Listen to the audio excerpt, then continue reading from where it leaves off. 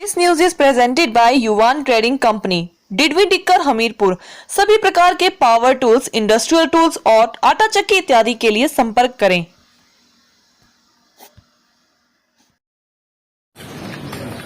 भारतीय मजदूर संघ मजदूरों के हितों में काम करने वाला देश का सबसे बड़ा संगठन है और वैचारिक की दृष्टि से भी मजदूरों के बीच में अपने साथ जोड़ने के लिए और काम करने के लिए मजदूर संघ काम कर रहा है। और मुझे इस बात की भी प्रसन्नता है कि हिमाचल प्रदेश में भी मजदूरों के बीच में भारतीय मजदूर संघ का एक बहुत बड़ा संगठन काम कर रहा है। समय समय पर मजदूरों के हितों की रक्षा करने के लिए मजदूर संघ आवाज भी उठाता है और उनके मुद्दों को लेकर के सरकार के समक्ष आते रहे और हमने प्रयास किया है हिमाचल प्रदेश में मजदूरों के हितों की रक्षा करते हुए। 3 बजट को हिमाचल प्रदेश सरकार ने जो प्रस्तुत किए, इसमें 2700 रुपये जो है एक मजदूर को 1 महीने का लाभ हुआ है।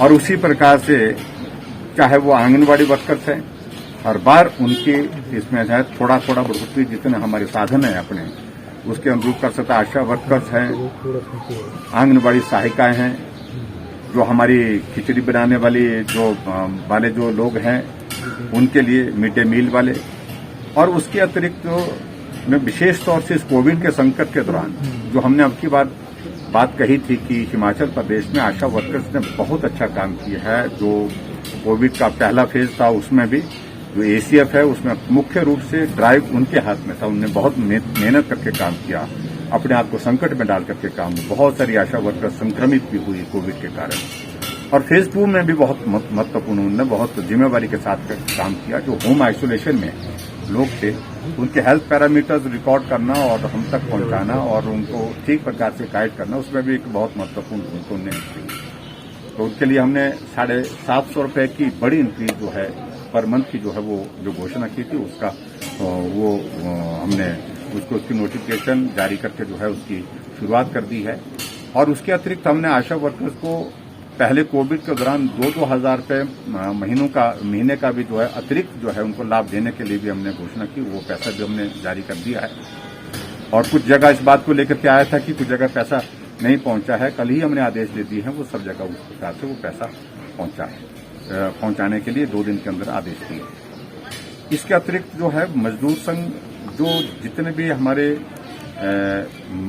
चाहे इंडस्ट्रियल सेक्टर में है, चाहे हमारे दूसरे जो है अनऑर्गेनाइज सेक्टर जो है वहां पर काम करते हैं, उनके हितों की रक्षा करने के लिए हमेशा काम करता रहता है।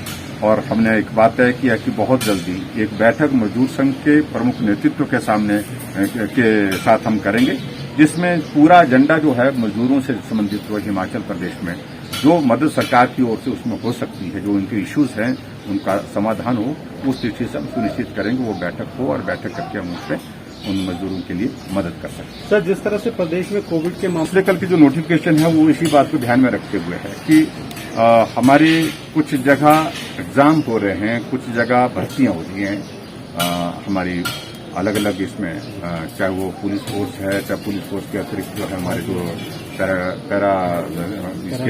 पैरामिलिट्री फोर्सेज हैं, तो उनकी ओर से भी इस बात के लिए आग्रह आया था कि ऐसे अगर ये रिस्ट्रिक्शन सोशल गैदरिंग की रिस्ट्रिक्शंस रहेंगी हमें काम करने में कठिनाई आएगी। उस सूरत में उन बातों को ध्यान में रखते हुए हमने अब थोड़ा इसको बढ़ाया है।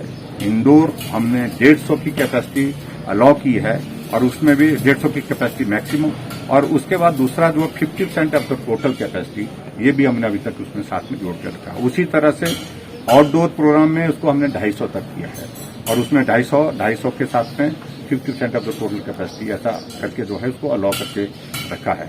और मैं उम्मीद करता हूं कि कोविड के अगर नियमों का हम पालन करें और सोशल डिस्टेंसिंग मास्क पहन करके हम जाएं और वहां अगर ये जो हमने नोटिफिकेशन अभी किया इसका पालन करें, तो उससे मुझे लगता है कि हम कोविड के संकट से जो है वो उसको संक्रमण को रोकने की स्थिति में उसमें सफल रहेंगे।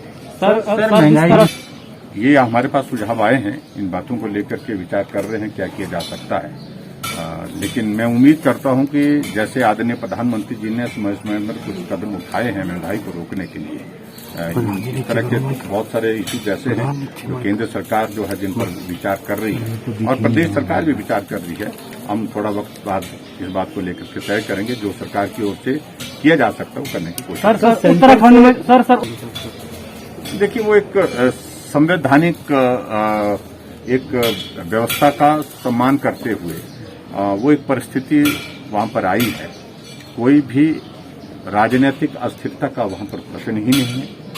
वहां भारतीय जनता पार्टी बहुमत में है, मजबूत सरकार चल रही है।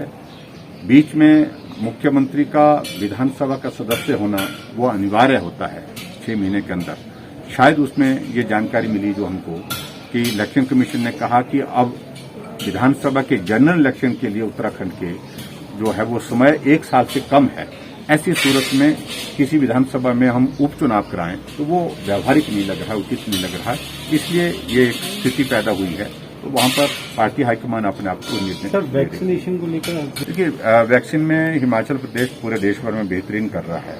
बहुत अच्छी तरह से हमारा वैक्सीन का अभियान चला है और वैक्सीन का फेज हमारा जो दूसरा जो 18 से 44 साल का, उसमें भी गति पकड़ी है और वैक्सीन की उपलब्धता अगर हमको और ज्यादा बेहतर होगी तो उसको हम और तेजी से आगे बढ़ाएंगे। और हमने तय किया है कि जितना जल्दी हो सके उसमें हम निश्चित रूप से हिमाचल प्रदेश जो है वो बेहतर काम करें। Thank you.